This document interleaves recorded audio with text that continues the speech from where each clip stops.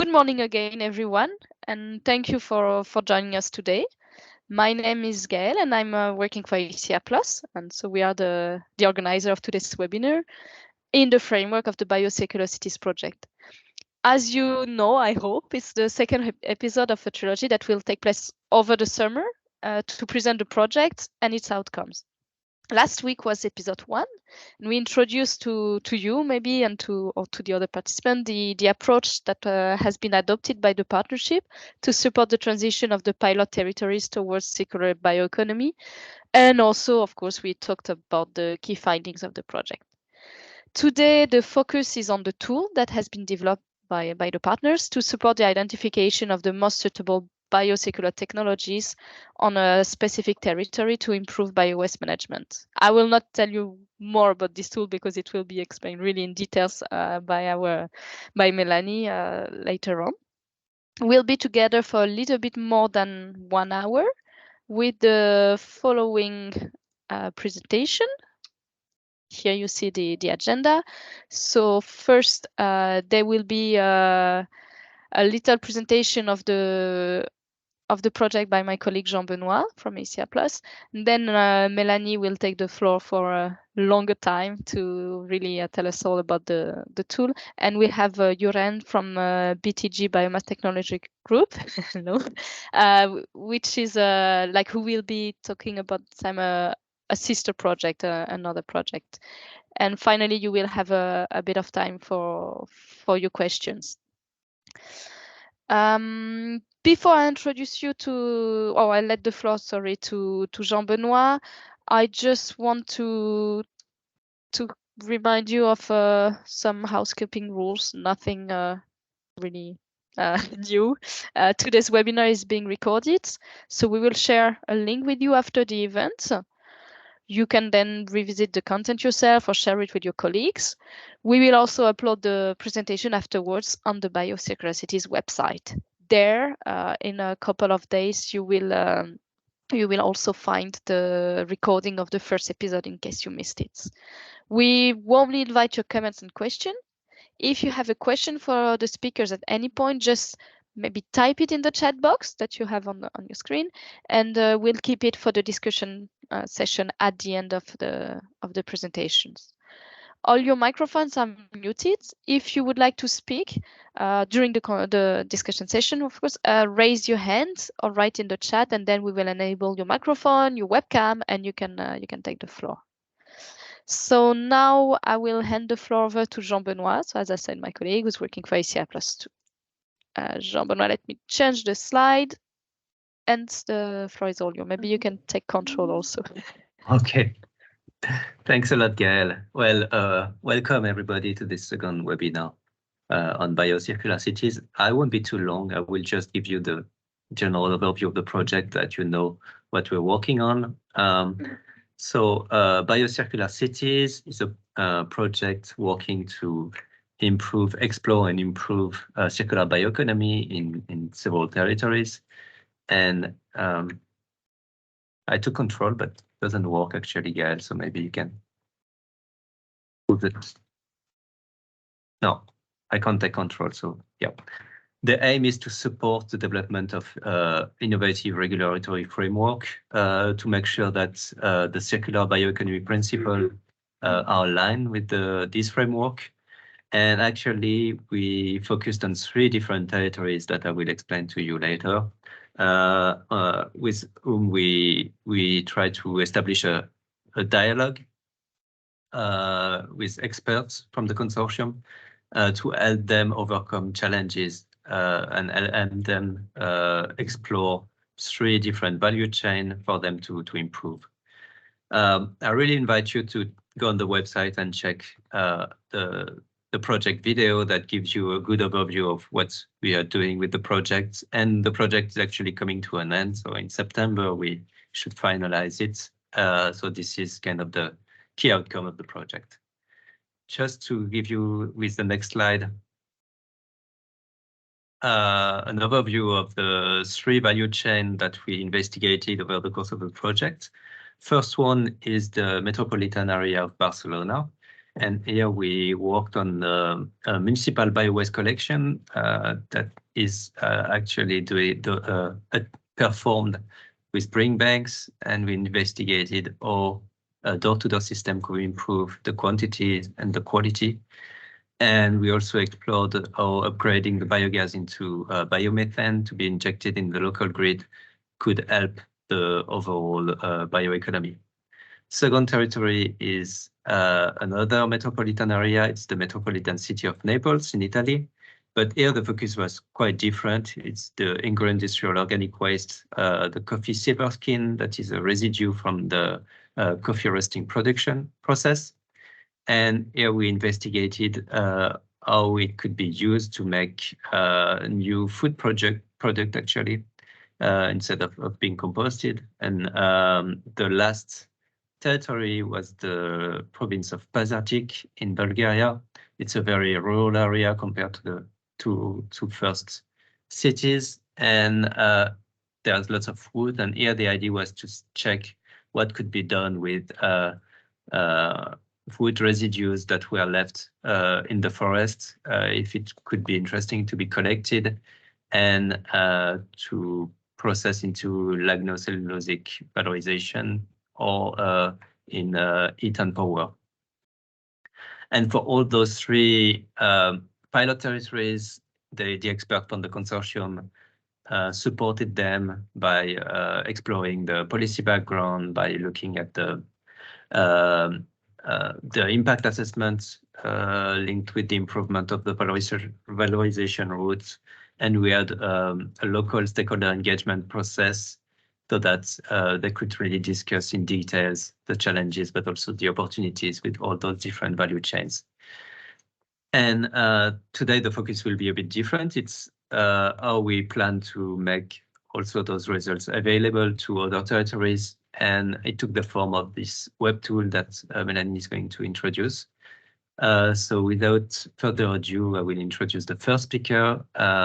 It's Mélanie Guiton from the Luxembourg Institute of Science and Technology, so LIST. She's a senior associate at the LIST and an expert in sustainability and circular assessments.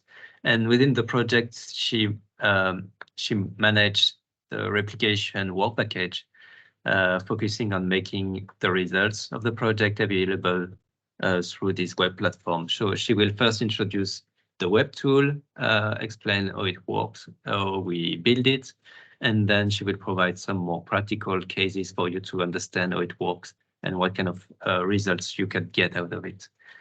Melanie, thanks a lot for being here with us. The floor is yours, and we'll take questions during the presentation in the chat, but there will be time at the end of the presentation for more questions.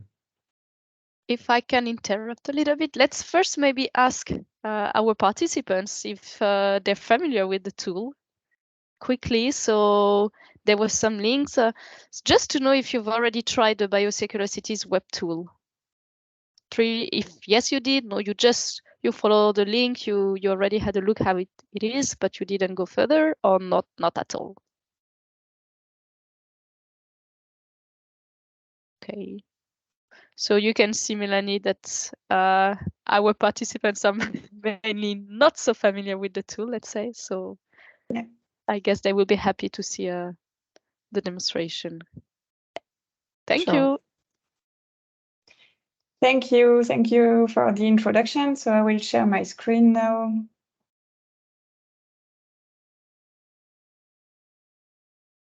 Okay, so yeah, indeed, one of the objectives of our project Biocircularcities is to develop a web application that provides some guidelines for the definition and for the implementation of a better strategy for the management of biowaste, according to the principles of bioeconomy, circularity, and sustainability. So we have been working on that since the beginning of the project, and we are now on the final stage for the guidelines development. So I will detail all this today. I would like to start with, as an introduction, I would like to show you the different steps we had in order to come to this web application.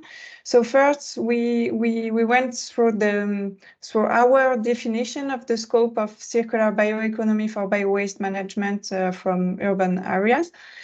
We worked through three main axes. First, we analyzed the scope of the global circularity and bioeconomy concepts in relation to European targets, incentives, and how they are all correlated.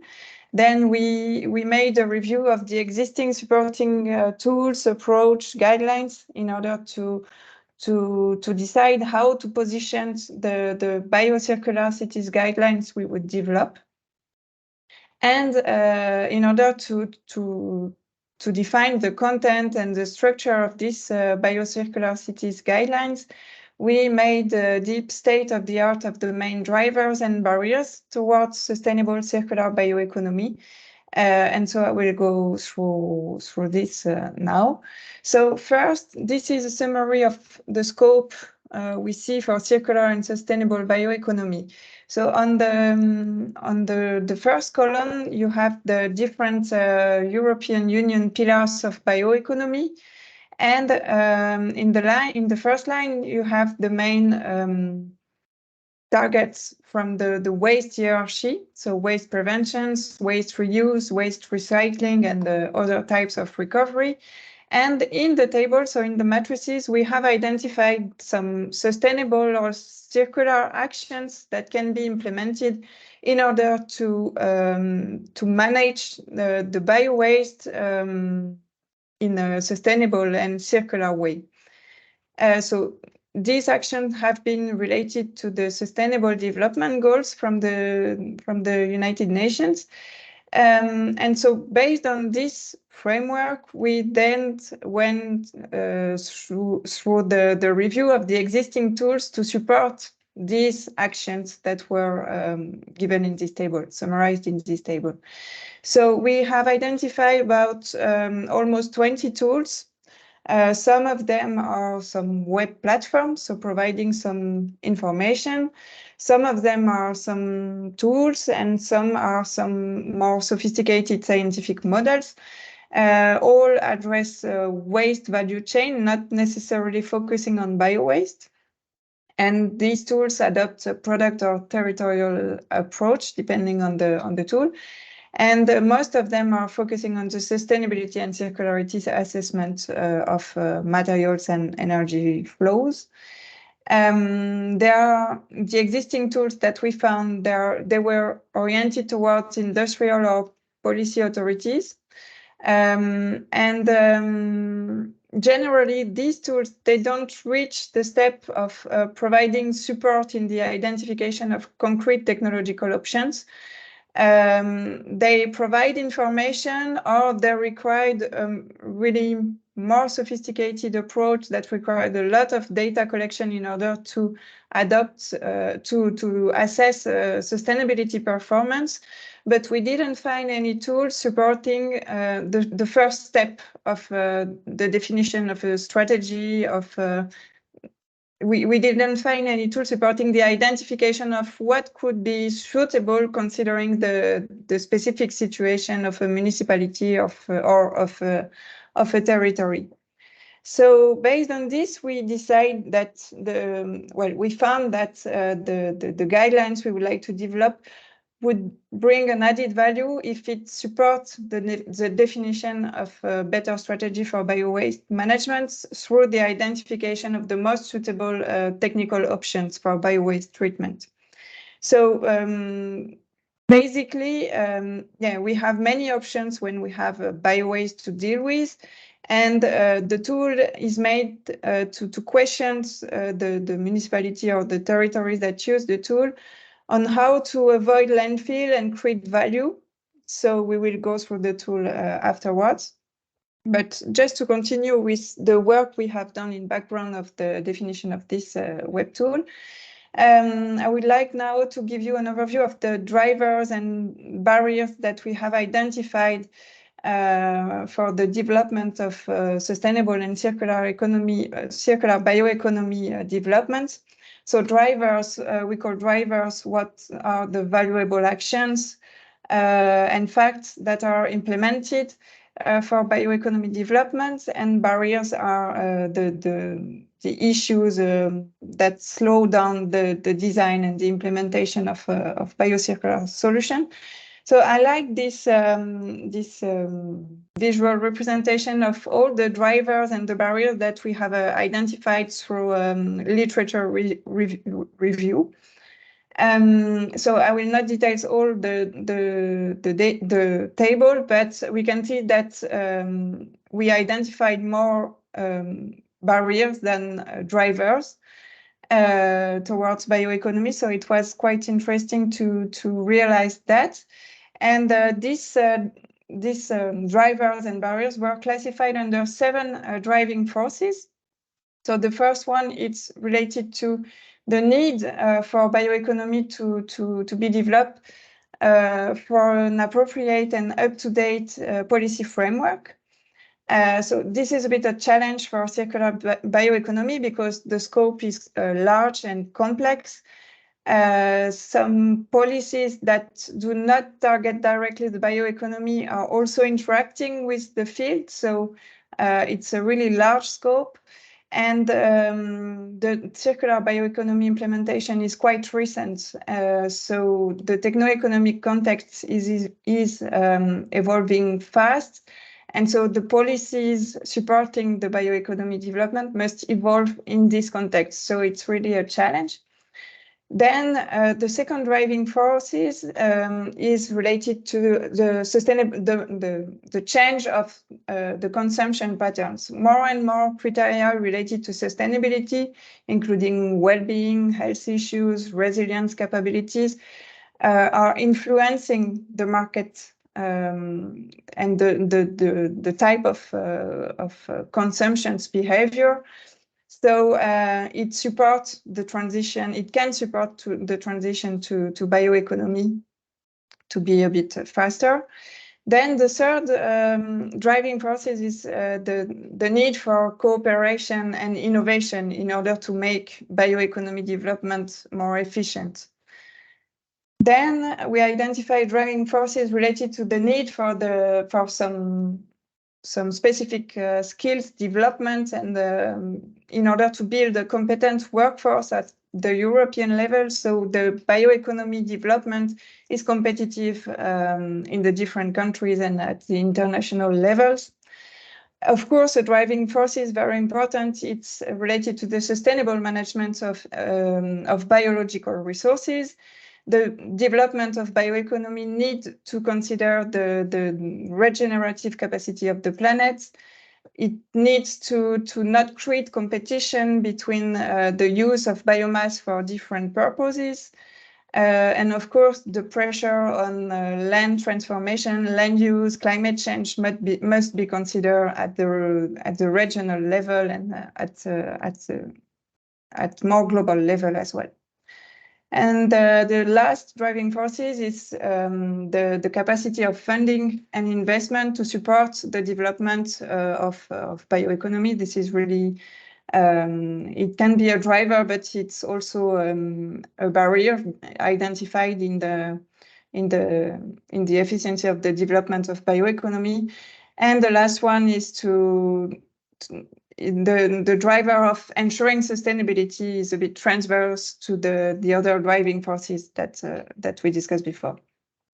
So based on this landscape of drivers and barriers, we identified a list of influencing criteria for the choice of a suitable biocircular technology for the valorization of biowaste.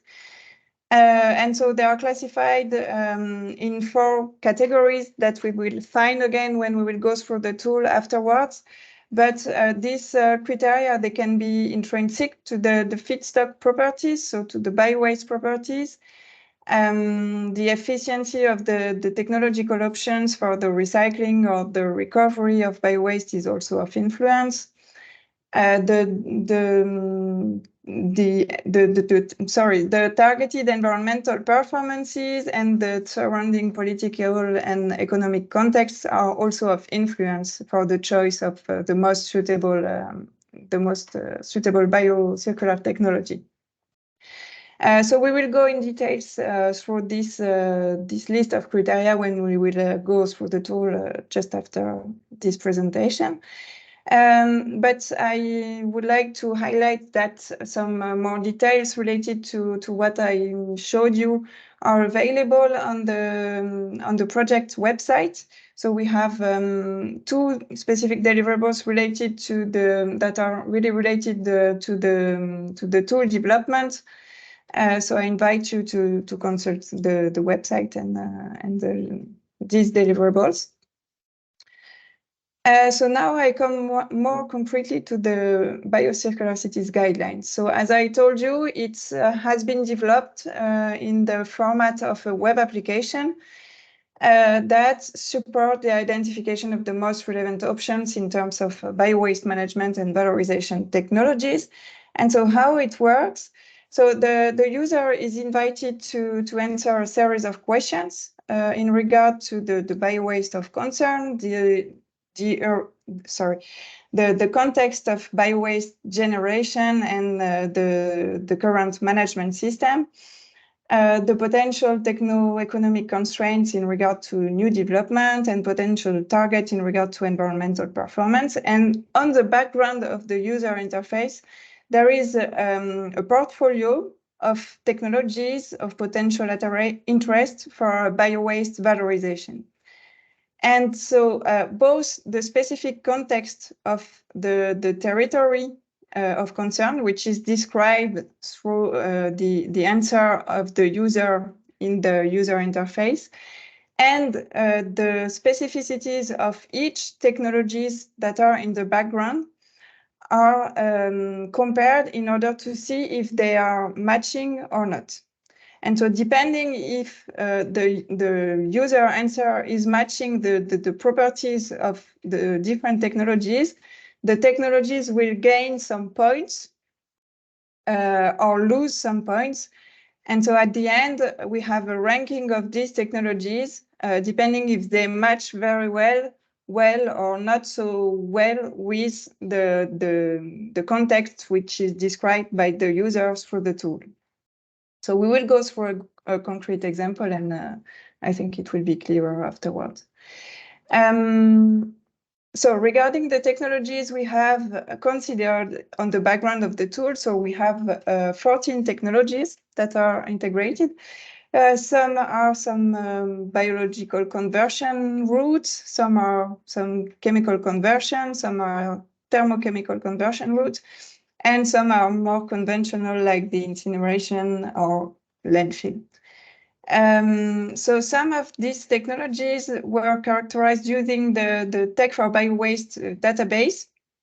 So it was really useful to identify the different properties of some of these technologies that are implemented in our tools. Also, if you want to know more about the background of the Biocircularcities tool, there is a dedicated deliverable, a report which documents how it was defined and how the rules for ranking the different technologies are working. So it's not yet available on the website, but because we just submitted it to the European Commission, but it should be soon available. So I think now I can go directly to the tool. So I will use a specific case study, taking the example of a municipality which is looking for the improvement of the management of mixed organic waste from households. So the volume of waste available is 20,000 tons per year for the municipality area. There is no separate waste collection, which is already implemented, but there is a sorting before the waste are treated. So some impurities remain after sorting, but we don't know the type of impurities. And currently they are treated by incineration, composting, and mainly through landfill. And this is really a top priority for this municipality to better valorize this mixed organic waste in order to create economic value and in order to improve the environmental sustainability of its practices. The municipality has some limited financial resources, but is ready to invest on infrastructure and on competencies. And of course, they would like to focus on efficient solution in short to mid-term. So based on this case study, now we will go through the tool. So I will change the screen.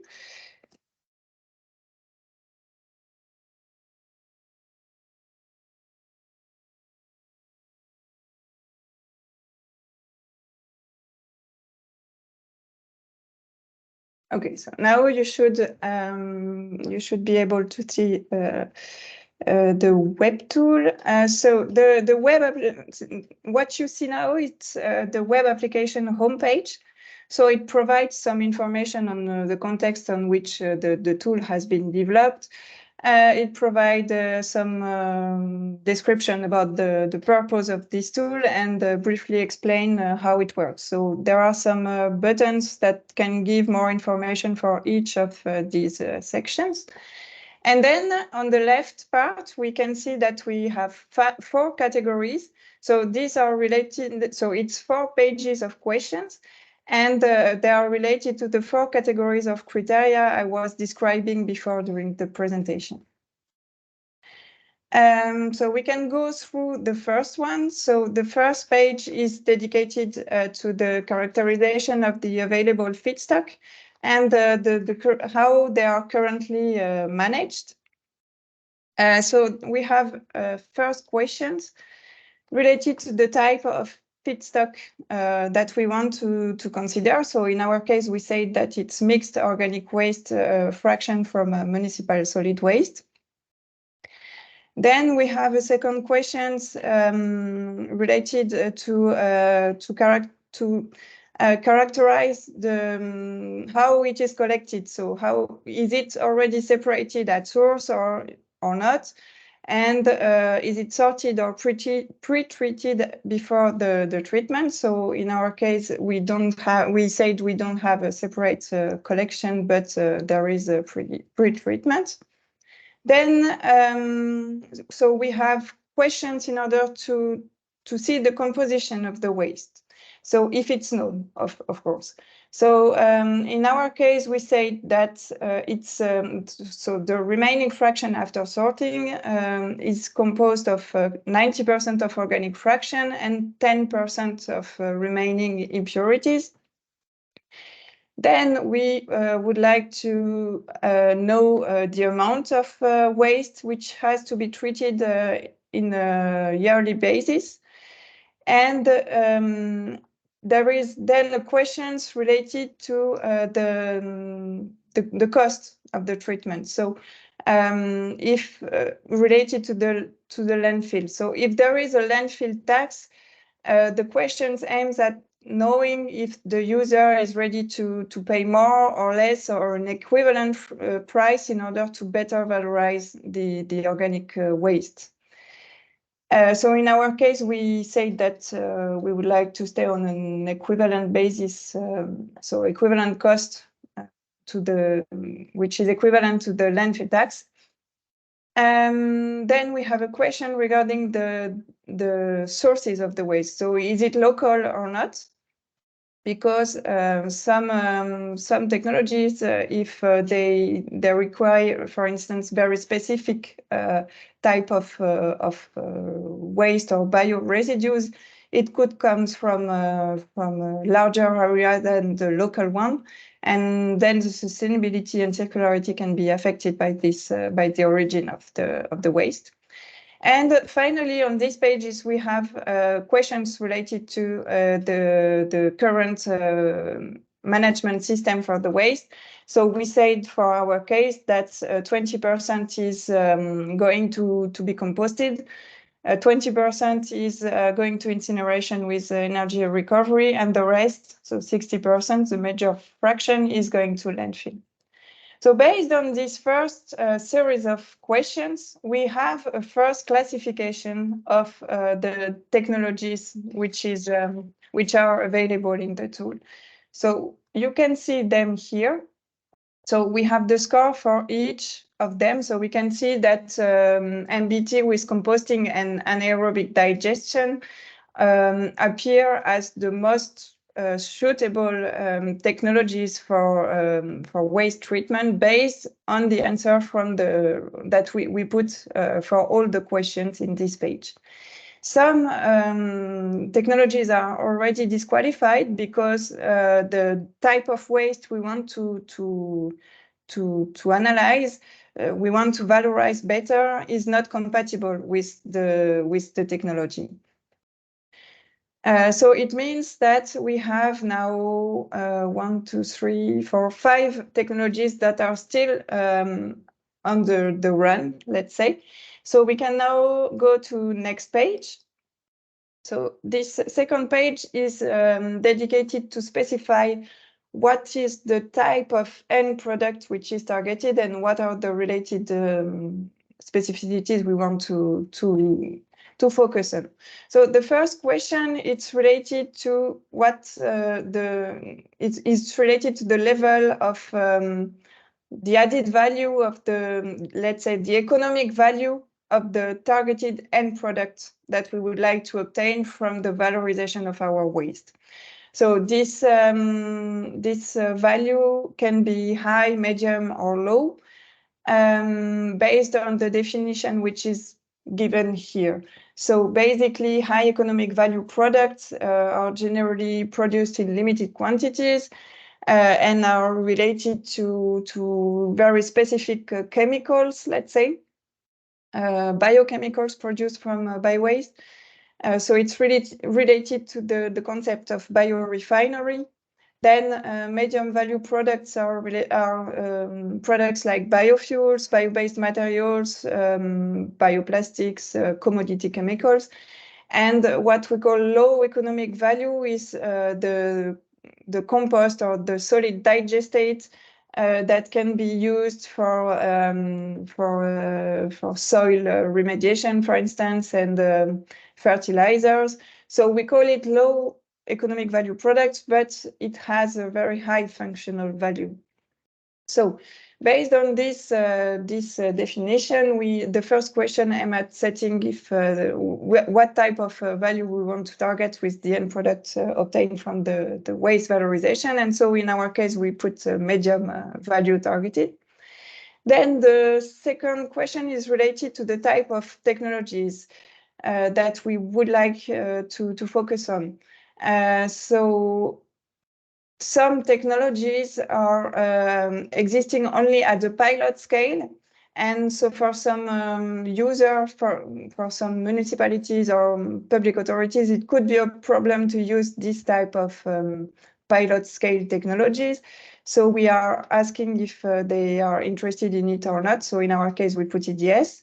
Then the next question is related to the level of quality and safety standards that are already available for the product. So thus the user is interested only on end products that are already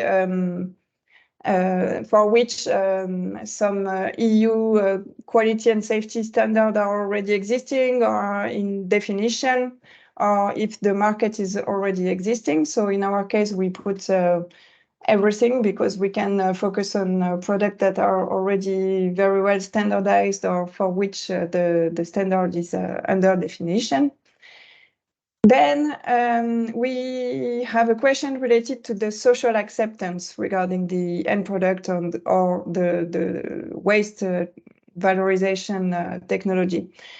So in our case, we say that we are okay to focus on products that could induce public reluctance, for instance, because of odors that are released by the treatment process. And we say that we would focus also on end products that do not generate specific interest or specific rejection, so that are quite neutral. We can focus on both. And then the last question is related to the economic competitiveness of the end product compared with conventional counterpart. So in our case, we say that, yes, we would like to focus exclusively on end products which are competitive with conventional counterparts.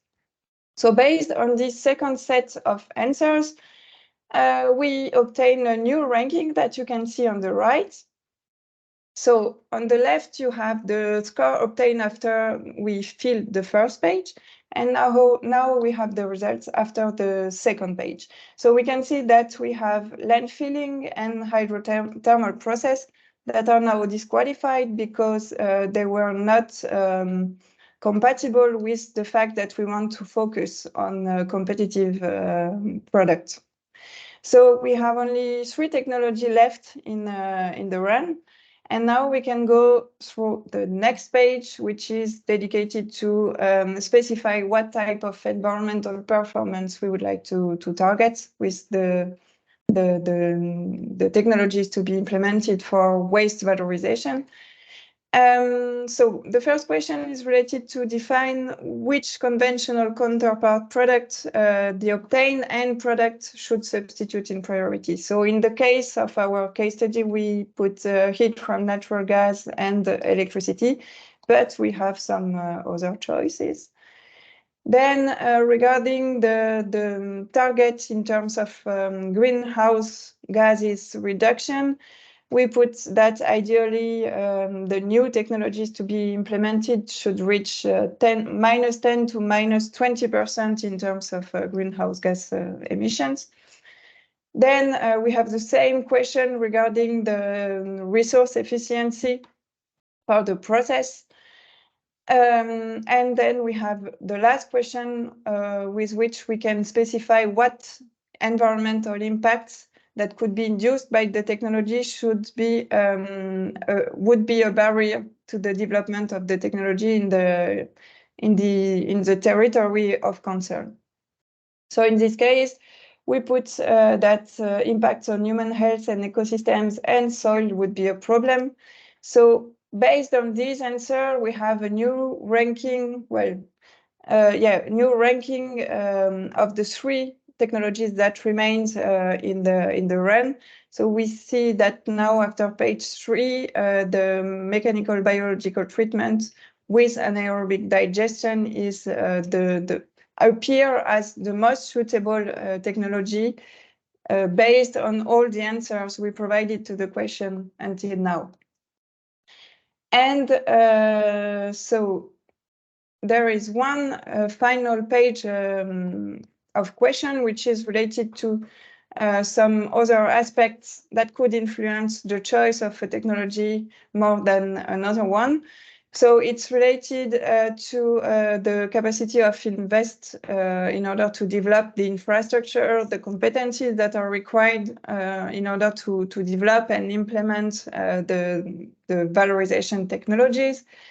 The interest to interact with similar companies or research institutes in a dedicated field. And the last question, there is a question related to the necessity of obtaining some subsidies or not in order to implement the technology. And the final one is related to the benefits, the economic benefits that would be targeted with the technology to be implemented. And so after this set of questions, we can see that the ranking between the 3 technologies remains the same, but the score has evolved. And so the very first one identified as suitable technology is the mechanical biological treatment with anaerobic digestion.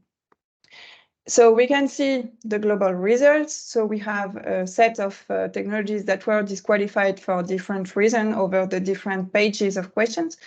And so we have our 3 first most suitable technologies. And for each of them, clicking on this button, we can obtain some more, some more information on their economic, environmental, and social performances. So this is a case study to show you the different criteria that are taken into account. So of course, this tool, as I said before, the goal is not to rank the technologies depending on their intrinsic performances, but it's really to identify what could be suitable depending on the situation that is described for a territory by the user through the different questions.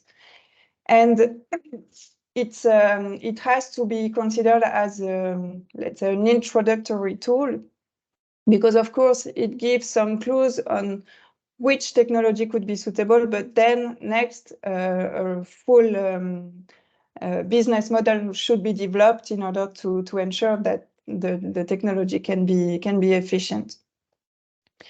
So I hope I gave you a good overview of the tool. I tried to not go too much in the details, but to be also exhaustive. So I hope you enjoyed it, and I hope that you will go and see by yourself the tool. Thank you. Thanks a lot, Melanie. I also invite you to check it. We send you the link in the chat for after the webinar if you want to try, and also feel free to provide us with the feedback on the tool. Moving on to the next presentation, I'm very pleased to have a fellow EU project joining us today to present yet another tool with a bit of a different perspective. So it's Jurjen Speckreiser from Biomass Technology Group, and is an expert in bio-based chemistry, working since 2017 for different clients and on different EU projects, with a very strong expertise on bio-based products.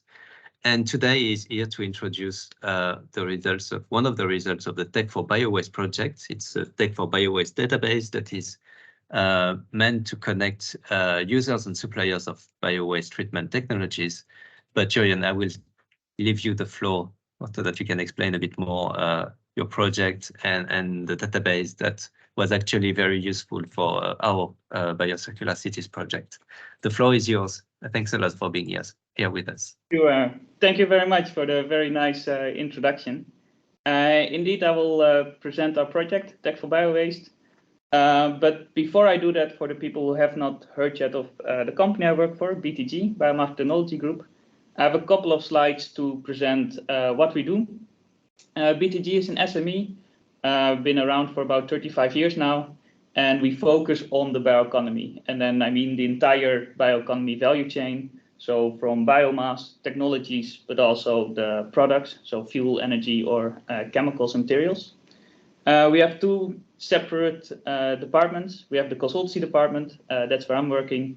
And next to that, we also have an RTD department that focuses on pyrolysis. As I mentioned, we have a team of enthusiastic, experienced consultants that really work on the entire value chain.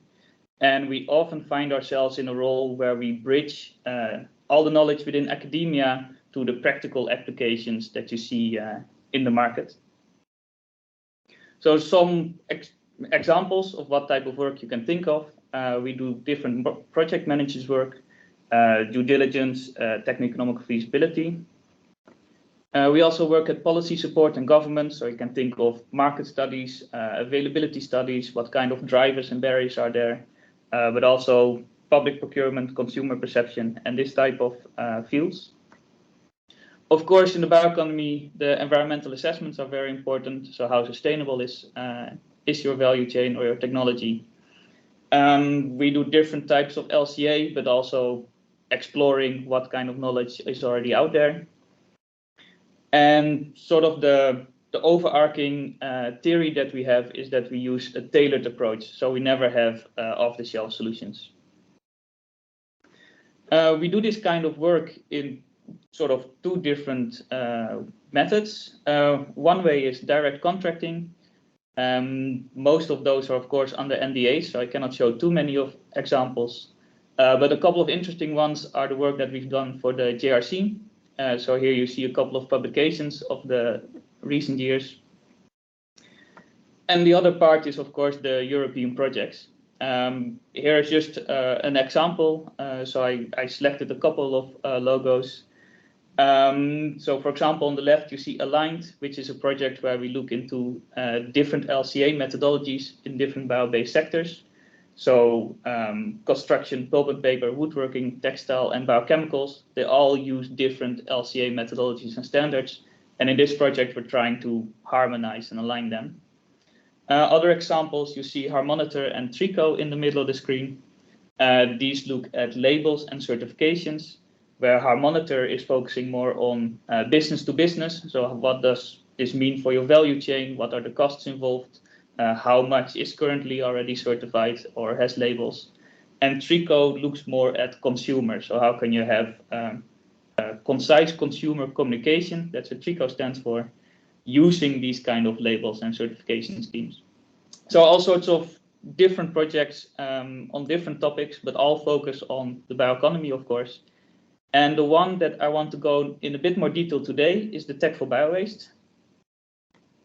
So Tech for Biowaste, as mentioned, we want to make a dynamic database of relevant technologies of biowaste utilization. So we'll dissect that fully in this presentation. It's a project that just ended this year. It was a small consortium with two partners, Biobase Europe Pilot Plant and Nova Institute, and we as BTG coordinated this project.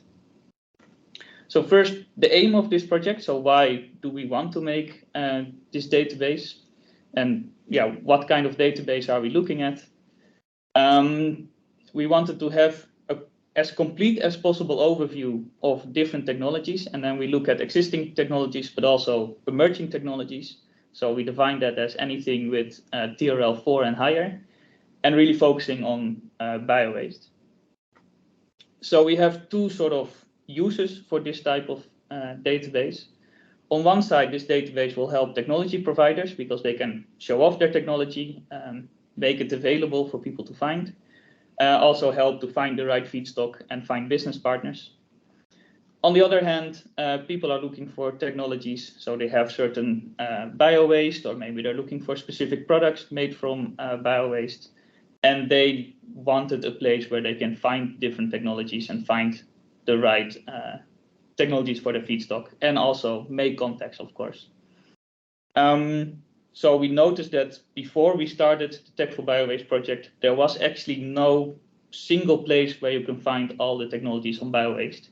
So there was no current or competing website available. So there's really a demand from the technology providers and technology searchers, how we call them, to have a one-stop shop where you can find this overview. So to go a little bit more into how do we then design this database, how do we set this up? As already mentioned a little bit, we first looked at what do people actually need. So we explored, we quantified the needs of different actors in the bio-based sectors to get a good understanding of which things are important. We also went for a hybrid model to populate this database. So we did not want to put all the data in there ourselves, because that would be quite a task. But we also wanted to get as much information from the technology owners themselves. The last bullet is a tricky one, because we did not want this database to end at the end of the project. Unfortunately, it still often happens with European projects that at the end of the project lifetime, there's no more funding, and then things slowly die out. So we really looked for getting a business model to make sure that this database also stays alive or maybe even grows after the project ends. So based on that, we also decided to have a strict focus. So we looked at bio-waste. We chose this because bio-waste is available all across the EU. It's also available in large volumes. And there's a lot of interest at the moment. So it's very high on political agendas, research agendas, but it also is really living in the bioeconomy. We do foresee that in a potential future, we can broaden the scope, but for the project, it was good to limit ourselves only on bio-waste. And then we sort of shaped this in a this sort of simple, straightforward scheme that you see. So on top, you have the different types of biowaste. Then you have all sorts of technologies, which is the core of our database. And then you get different products out. We group them in 4 different categories. So you can make energy and fuels, you can make chemicals or materials, or you can make food ingredients. Then what does it look like in the end? If you go to our website after this webinar, you will see this picture pop up first. So this is the sort of the core of the structure of our database with feedstocks, technologies, and products. All of these will link to different types of feedstocks, different types of technologies, and they include a short explanation. So for example, if you go to conversion, you can go to one of the conversion methods. So let's say you choose catalysis, you will see a short explanation. What is catalysis? How is it used? But also a link between what kind of feedstock goes in this technology and what kind of products can come out of these technologies. And also very important is what kind of pre and post processing is commonly used. So for example, if you look at pyrolysis, it is very common to use sizing before you do the pyrolysis. It's also common to have a drying technology. So you can sort of link different technologies with each other. And the same, of course, with the post-processing side. Then this leads to the core of the database, which are, of course, the technology providers. The information on the technology is quite abbreviated, and you can see here it starts with a general information, so some information about the company, and very important, of course, how to contact, because the main goal of this website is that people come into contact with each other. Some short technology process details, so you can think of TRL, pressure, temperature, and this kind of information. And then, of course, what type of feedstocks this technology can handle and what kind of products come out of the technology. So this sort of summarizes very briefly what the technology is.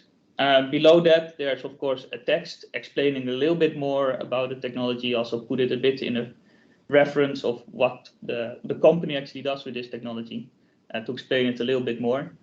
But the main goal is to keep it short, get a quick overview of what the technology is about. And if it's interesting, then you will, of course, get into touch with this technology provider. So how to find this right technology? We made a large overview on the website where you can see on the left side different products, and on the top you have different types of wastes. So if you look, for example, at let's say chemicals, enzymes you want to produce, and you want to produce that from 2nd generation sugar, so the first column, then you see 2 green dots. These 2 green dots are both a separate technology, and on the top you see in the legend what green means. So these are both biochemical processes, and then blue dots are all different chemical processes, etc. So you can click on all of these dots. So if you're interested in doing this biochemical conversion, you can click on it, and then you will be redirected to the page that explains this technology. So let's say in this case it's a fermentation process. You get an overview of the different technology providers. You first get a table of all these technology providers, so you can see which country are they based, what technology do they have, TRL, and some very short indication of the different technologies. Then you can click on this company name, and then you will go back to these technology overviews that I showed before. So this is a way how you can go from your desired product or from your your waste that you want to valorize to a different technology, and then even to which technology provider fits with you best. So how to move on from here? Of course, we hope that this project will then lead in the end that actors in the bio-based sectors can be more efficient in finding different technologies. There's now one website where you can find all the information that you're looking for. Because we also make sure that you can come into contact quite easily, it will increase business opportunities, and then of course it will help technologies in general and bio-based processes in general to develop further. But most important, of course, to keep it alive is to make sure that people keep finding this website. So keep in touch. If you have a technology or you're interested in the website in general, you can send an email to info@techforbiowaste.eu, which will also stay alive for a long time. So it's not an email address that will end at the project end. And of course, you can visit the website at techforbiowaste.eu. For any other questions on Tech for Biowaste or other consultancy work that we're doing, you can contact me at specreizen@ptgworld.com. And that brings me to the end of my presentation. Thanks a lot for the presentation. Very clear, very impressive, all the data you could put together. Yeah, hopefully you can make it live up to the further expectations. I think we had 2 questions in the chat, so maybe we can start addressing them. Those questions were for Melanie. First one is from Laura Garcia. She would like to know who the target user we had in mind for this tool. Melanie, can you reply to Laura? Yeah, we focus on public or private organizations like local or regional authorities that are in charge of planning or managing the treatment of biowaste, and that are not necessarily expert or very proficient in biocircular technologies. So yeah, I hope you. it answered the question. Laura, is it fine, or did you have something else in mind?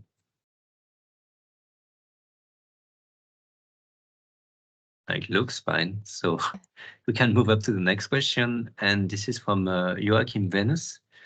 He asked, how do the logistics in terms of biowaste spoilage affect the Webtool results? Yeah, this is a good question. We don't have proper criteria related to biowaste spoilage. By default, it's considered that if the biowaste of concern is compatible with technology and is available in quantities that fits the average capacity of the technology, the constraints in terms of feedstock quality would be ensured. So it can be a limitation of our tool. Of course, it's not a perfect tool. It's a first version, but by default, we consider this. And maybe there is one criteria which is related to the local or global origin of the waste that can be considered indirectly linked to these logistic issues, because if we consider local supply chain, it's probably easiest to manage the biowaste spoilage because the supply chain is local, so it induces less efforts and probably less energy consumptions in order to keep the quality of the waste until it's valorized. But we don't have a proper criteria related to these aspects. Joachim, did you want to add something? Your question? Yeah, thank you very much. I know that's a difficult matter since we were working in different national and European projects on biowaste as well. So if I consider just my private situation here in front of my house, in Germany is a brown bin for biowaste. It's collected each week. And if you think about the weather of the last days, weeks at 25, 30 degrees C, so it is just a matter of a few hours when the first, let's say, microbes are starting the work within that bin, and especially for the, let's say, subsequent valorization paths of fermentation or enzymatic things. So you are losing, on the one hand, a lot of your feedstock, I mean the carbon, which is necessary for the conversion processes. And on the other hand, of course, so many undefined microbes who could produce metabolites which you don't like to have in your bio waste afterwards. Yeah, I know it's very hard, and we are discussing this all the time, but I just wanted to raise awareness again, since probably we will not have the waste bins as a fridge in front of our houses in the future, which might be a solution for this. But yeah, it's very hard. But thanks for the explanation. Very interesting. Thanks a lot for your question and for your additional comments. And indeed, I'm not sure we'll get the fridge in front of the house for the biowaste, but maybe, let's see. Maybe Melanie, another question following up on that. Do you have any plan for update on the tool? Are there any plan at least to capitalize on it? Yeah, so it will be accessible. So what I showed you is the current version. We are still working on it to finalize it and remove some few bugs and so on. So it will be accessible. I think the link is in the chat. And then, of course, this tool can still be developed further. So in the framework of European projects, and also in different types of collaboration to develop further, to also probably combine this tool with other tools that have complementary functionalities could be possible. So yeah, it's quite open until now. Yeah, if someone is interested, we can still discuss on how to move on with improvement and further development. Thank you. Maybe Jorian, I had a question, or if anyone wants to ask further question, please feel free to raise your hand or ask them in the chat. We've got a question on the revision of the Waste Framework Directive. If we have any info on this. I don't know if the question, if one of the speakers is aware of that. Personally, no. I cannot provide concrete information. I don't know, maybe Johan, you have an idea? No, unfortunately, I cannot give any update on that either. I have colleagues that like all these directives and follow it very closely, but me personally, it's not something I can tell you much about. Now we are aware of general discussions and focus on specific fractions such as food waste and textile or oils, but right now it's difficult to know what's still discussed or what is kind of going to be implemented in there or regarding the upcoming targets, but we will look into it and we'll try to get back to you, Liliana. And maybe, Jorian, I had a question for you. So you're really trying to map different technologies, and we know that they are not always reliable, like sometimes they are still in development. How do you filter them? Like, do you have a kind of editorial staff making sure that the technologies are actually good, reliable, that they're proven, or do you expect the user to then check further? Yeah, no, it's a discussion we had as well, of course, in the consortium. How do we make sure that the data you find in the database is actually reliable and trustworthy? It's two parts. On one hand, of course, all the data on the database comes from the technology providers themselves. So we did not come up with it ourselves. We do check it in a general way. So if somebody says they have a process at very high TRL, but we know that that doesn't really exist yet, then of course we'll contact them and ask what's up. But we don't really encounter this. We find that most technology providers are actually benefiting most from having honest and open information, because at some point people will contact them and then they will know the details. And that's also the second part of the story. The database has a goal to come into contact with the right technology provider. So you will see different technologies, you'll see which one is of interest of you, and then all the details you will discuss with the technology provider themselves. So then you will know what works and what doesn't work for you. Okay, that's really clear. Thank you. Are there any other questions? No. So I guess you can still get in touch with us if you've got further question, I really invite you to have a look at both tools, try it, and maybe more questions will arise from that, from your experience. And really, we really value the feedback that we can get from users also to improve the tools. So feel free to write back to us or to Jürgen and tell us what you think on the tool, because yeah, there's no use building them if no one is using them indeed. I guess we can close the meeting, but I think, Gael, you have a final word to the participants. And before I give you the floor, I would really like to thank the speakers of today and all the participants for attending. It's really appreciated, and thank you for the very nice and detailed presentations. Yes, indeed. Thank you to our two speakers. My last word is really short, actually. It's mainly to remind you that this is there is still one episode left from the Tree of Our trilogy. So we hope to see you all again after the summer break on the 13th of September, same time. That means 10:30 for the third and final episode. There, the 3 pilot territories will be the star. They will share everything about their journey towards the new value chains that they are developing on their territories, the experience they gained during the projects, what they learned. So it will definitely be really interesting, and we warmly invite you to already register and to join. And the second little announcement is regarding our final conference. So we have the pleasure to already invite you to save the date. It will take place next 28th of September in Brussels.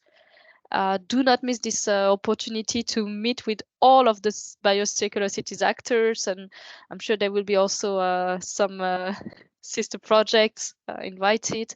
And come with us and let's discuss all together circular bioeconomy.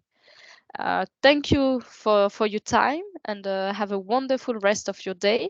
If you want to be in touch with be informed of the final conference program and all these details, just subscribe to the newsletter. The link is in the chat, and that's it. I will end here.